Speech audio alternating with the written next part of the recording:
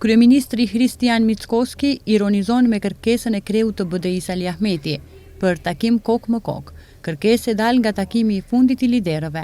Mickoski tha se me Ahmetin do të ketë takim, por pa e përcaktuar as kohën as vendin. Kjo ima sredba, nekogash. Po mirë, do të ketë takim ndonjëherë, deklaroi Mickoski. Në paraqitjen e tij të fundit, Ahmeti tha se me Mickoskin janë marrë vesh për zgjedhje të parakohshme para një viti, por ky i fundit sipas tij nuk e mbajti fjalën. Ahmeti na dha arsye pse kërkon takim ndaras, por ajo që ra në sy pas pretendimit të tij se ka pasur një marrëveshje për zgjedhje të parakohshme ishte demaskim që VMRO DPMNE-ja i bëri kreut të integristëve. Deputetja Dafina Stojanovska shpalosi publikisht ofertën e BDI-s e cila sipas saj përfshinte futjen e BDI-s në qeveri pa kryetar kuvendi dhe me një ministër më pak, se paketa ekzekutive e koalicionit vlen.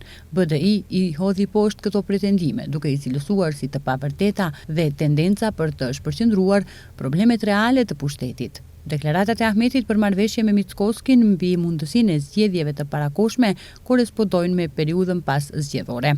Aso kohe, Ahmeti ka nisur fushat denigruese kundër Mickoskit, duke e cilësuar si të papjekur dhe të rritur me keksa.